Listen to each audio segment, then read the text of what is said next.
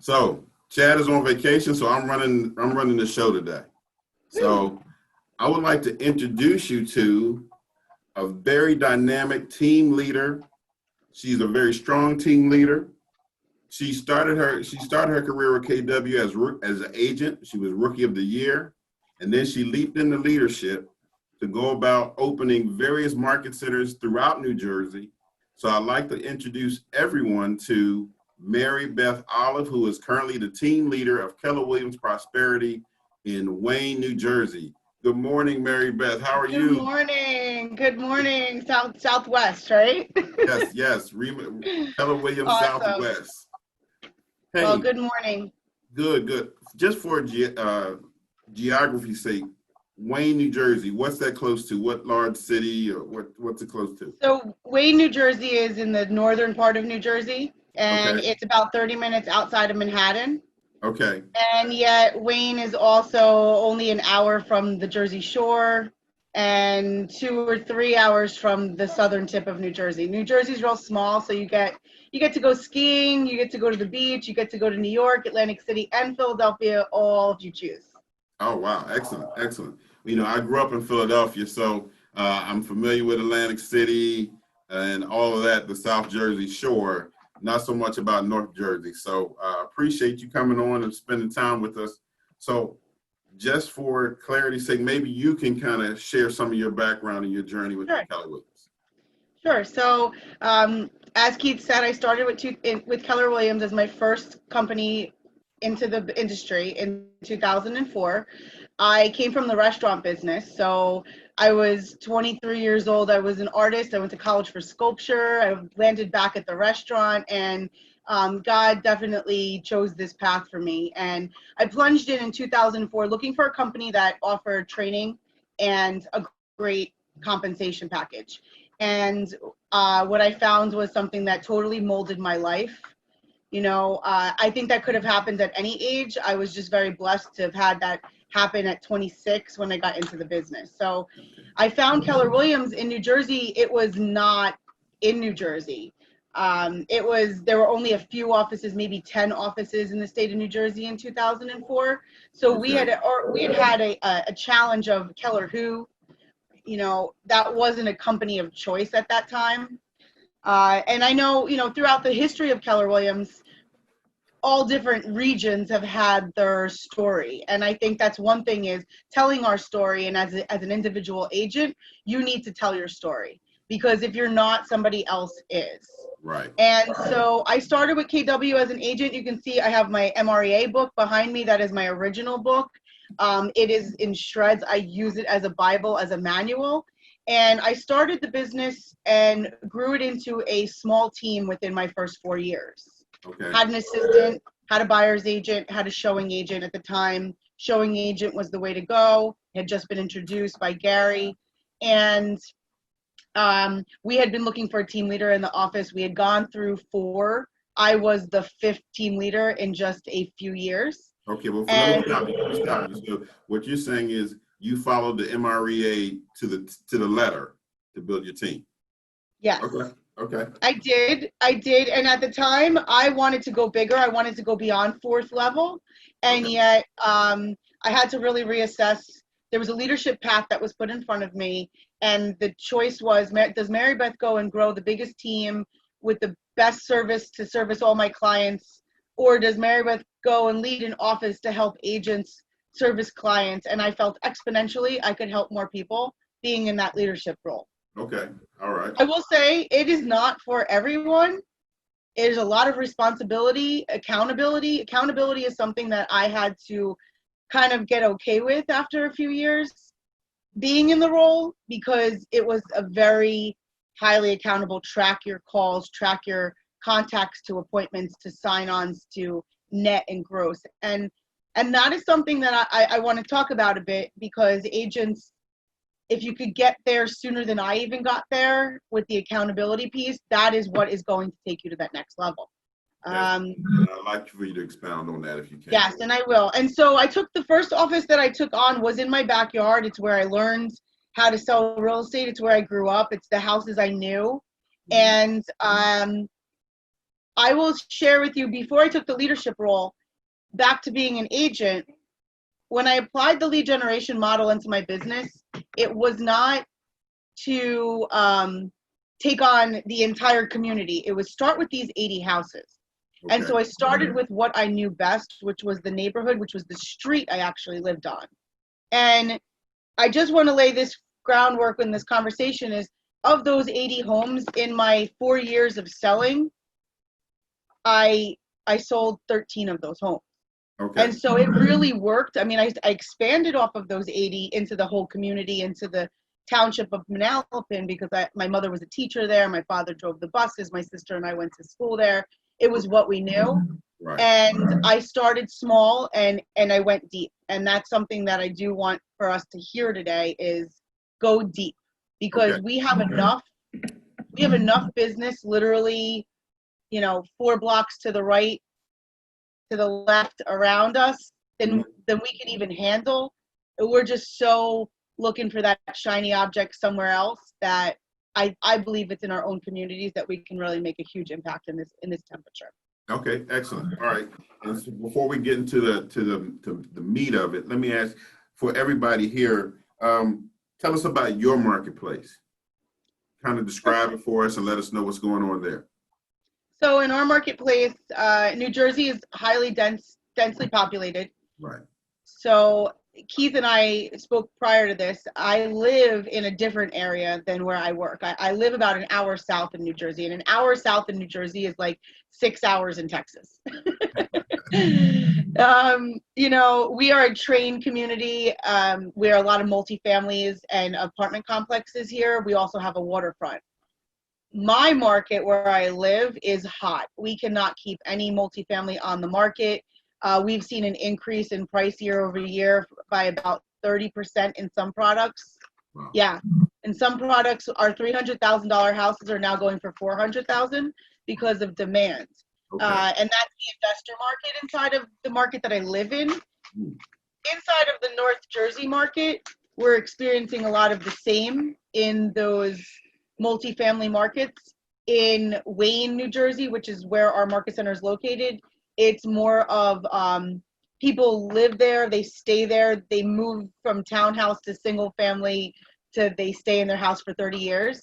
Okay. And what we're experiencing there, because of the time, a lot of people are choosing to retire. They are choosing to, sell this house and go down to Florida or Georgia, South Carolina, where they have a house already. Okay. We also see a lot of people selling their second homes. Wow. Because in New Jersey, you do escape. You go up to the Poconos. In Pennsylvania, you go to New York's Catskill. You go away. So we see a lot of opportunities on referrals as well. Okay. But we are seeing in your traditional 4-bedroom home, which would be about $450,000, $500,000 in our market, thousand. We're seeing anywhere from 3 offers to 18 offers. Wow. That is so it is seller's market. It is a seller's market. Okay, so even with that, what was the effects of COVID-19 on your market? So when we look overall, we did take a huge dip in April and May on units and activity. One of the really great measures, and I know you probably have access to it also, is showing time. Yes. So if you look at the showing time tracker, you'll see we just bottomed out April and into May on showings, which of course would then slow down the offers. But we did see virtual showings, and that wasn't always tracked through showing time. Okay. So our units closed is down about 20%. In some markets 30, and in some only about 10. Okay. So we do see a dip in units. Prices have gone up. So I would guess, because I love studying the numbers, I would guess we might even level out in volume closed. Okay. Or just fall a little short. Right. Because we're going to pick up some volume closed in those units because of overbidding. Okay. All right. So what I'm hearing is a couple things. Showings dipped, prices went up, inventory's tight. Am I missing another variable in that picture?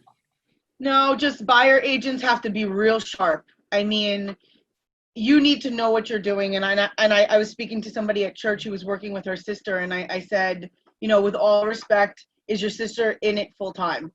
Does she have her finger on the pulse? Because if she doesn't, I would offer her a referral. And guys, listen to this, because there are people out there playing in this market that are doing the clients a disservice.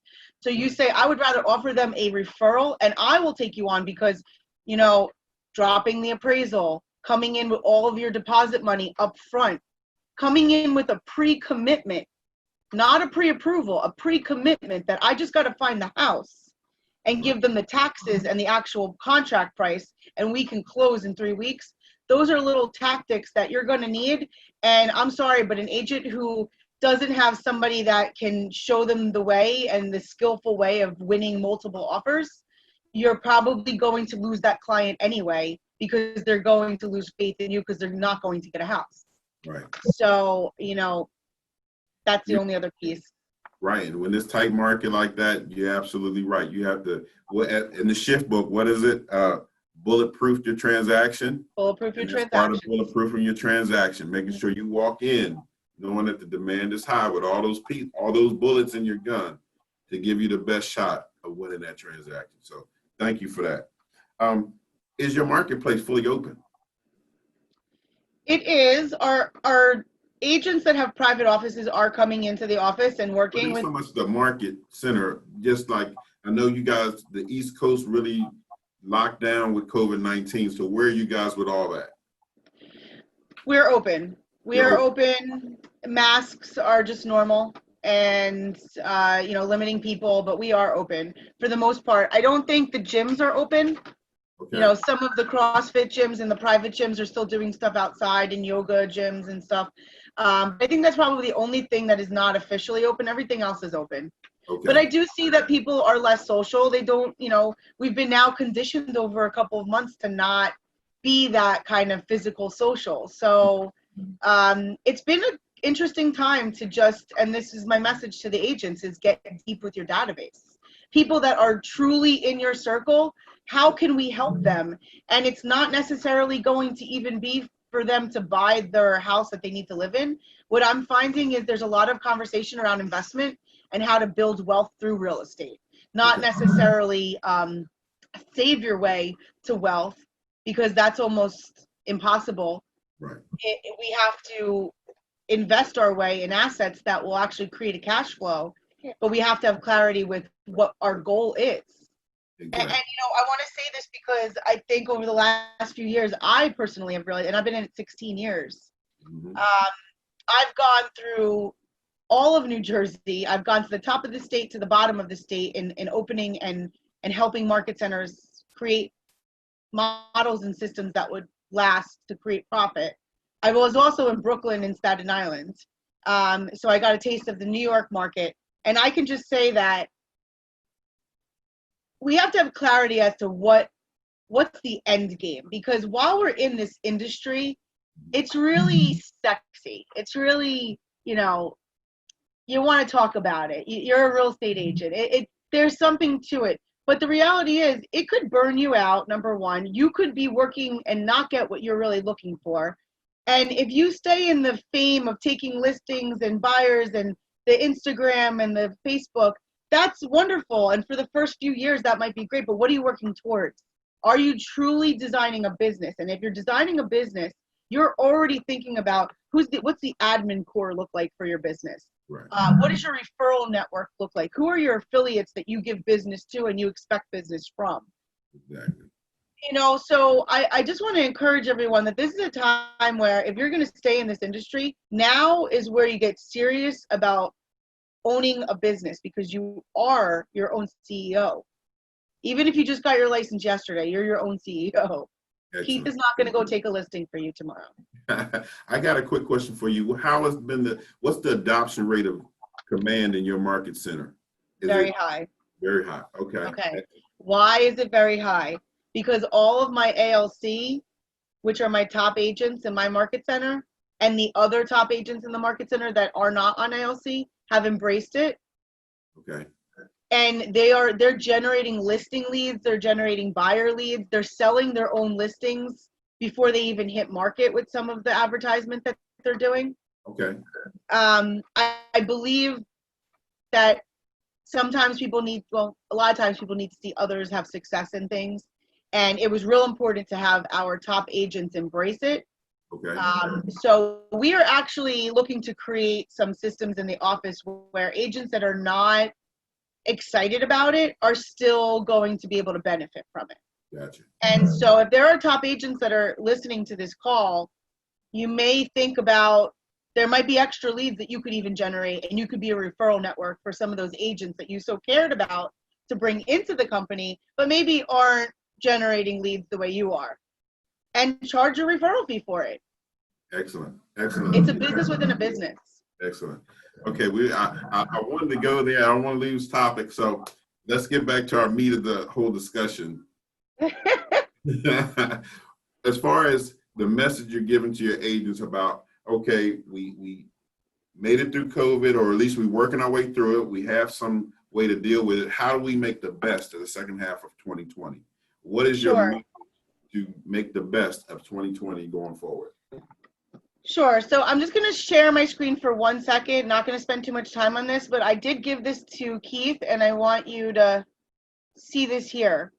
This is our economic model. This comes straight out of the MREA, Millionaire Real Estate Agent Red Book. And there's also resources on Keller Inc., KellerInc.com. Tons of resources there. But this here is a working economic model that if you were to say, I'd like to make an extra, 200,000, have clarity, you have August, September, October, November, 4 months, because you cannot count December to make that money. You can count it for activities, but 4 months to make whatever money you're going to make. So if you said, I would like to earn 250,000, it's going to cost me about 50,000 because I have the rest of my cap money. I have an admin I pay. You're going to have to do some thinking right there. But if you said, I want to bring in an extra 250, what is that going to look like? Is 50% of it going to come from sellers? Now, if I said 60% was going to come, it will actually change for you. But you're going to look here and say 50% of my business should come from sellers. Because in this market, wherever we are in the world, you can generate buyer leads off of seller listings. And if you say, well, my average price is not 300,000, it's 350, you can pop that in here and you can play. At the end of the day, if you were looking at 250, this chart just says you would have to take 23 seller appointments. You'd have to book 23 seller appointments. Wow. So I want you to work your chart and figure out clarity. How much more money are you going to make in the next 4 months? Maybe it's 100,000, maybe it's 2, maybe it's 4. Right. Then you're going to work this economic model to say, how many appointments do I need to be on for my seller appointments? Figure out that left side. When you can say, I need to be on 20 seller appointments in the next 4 months. Now you can say, I need to be on 1 listing appointment every single week for the next 20 weeks. Mm-hmm. Now you can start to create daily activities that you need to do in order to get those appointments. And command is one part of it. Having a 135, which 135 is one objective. So if your one objective is going to be, I'm going to make 200,000 by the end of the year. That's the one objective. What are the 3 things you need to accomplish that? Well, listings, marketing, and something else. I don't know. It's going to be something personal. Events. For me, it's always events. Okay. If I could put myself in front of a whole bunch of people, I'm sure I can capture a few of them. Okay. Okay. And for some people, they're more personal. Like, I want to do some coffee talk. I want to invite 5 people out of my database for coffee every week. So now, once you identify how many appointments and you realize through the lead generation model, you're going to need to be talking to people. You need to identify what are the different ways that you connect with people. Right. Are you a Facebooker? Are you a text messenger? Do you get responses from email? Should you just pick up the phone? Do you go to the gym? Are you at church networking? Do you host a buyer or seller seminar? Just a home ownership seminar. If you go into the KellerInc.com, there is the MREI. There's an investor seminar. Okay. You could download that PowerPoint and you could alter it to take out whatever slides. Make it a 5 slide PowerPoint. Okay. There's what's called your first home book. Your first home book, I believe it's sold out right now, because so many people are having first-time homebuyer seminars virtually. You could have 300 people on a virtual seminar. If you get a listing, using that listing in a virtual way so that you are also having a live stream open house where people can view, and you got somebody manning the Zoom. Right. You know, putting yourself in front of people. One other thing I really want to encourage though is, when was the last time you truly saw a market snapshot sent to your own door? Like, I have no idea what's going on in my neighborhood if I wasn't a real estate agent. Right. I have a few houses, none of them get mail, that tell me what is going on in the market. With COVID, I would think that so many people are wondering, did my value go up? Did my value go down? And how about this nugget? Mr. Seller, you have so much equity in your home. Have you ever considered refining at an FHA? The FHA is below 3%, right? So many people can refi. Or have you ever taken an equity line, let's say, let's pull this 40,000, let's go buy an income property that will generate X amount a month, and then it's a 15-year, and you're helping people. They have no retirement plan. So I'm finding conversations inside of all the tools that were given through Keller so valuable. And community service. One of the things, so if anybody knows me, I love feeding the homeless. And I am in Perth Amboy because I was called to come here to purchase a home that I turned into a faith-based women's transitional home. Excellent. That right there puts me in the path of people who want to give back, people who want to, you know, rally up for a cause. And right there, everybody needs a house to live in.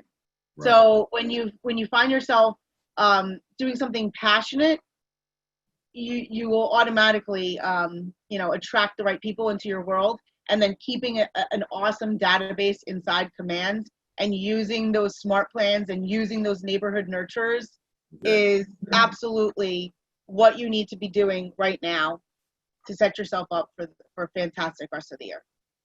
Marybeth, you dropped some really major nuggets here, and it sounds like you're coming from contribution.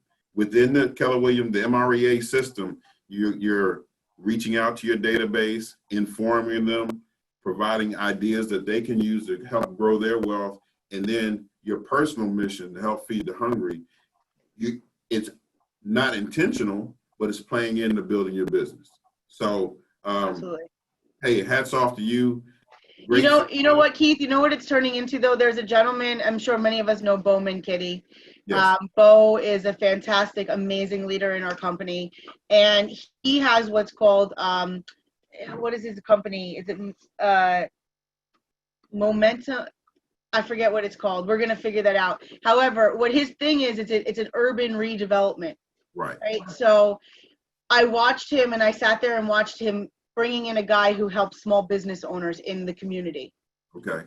But the reason he's doing that is they're going to buy the real estate, and they're going to buy the old theater down the road, and they're going to rehab that, and they're going to buy some more investment properties and make them nicer luxury apartments. And so think about where you could truly make a difference in your community and add value because you love your community and you're a realtor and you can make a difference. You can market it properly. You could have events online showing how the neighborhood has increased in value. I mean, there's so much you can do in your own community that we're always just looking for something.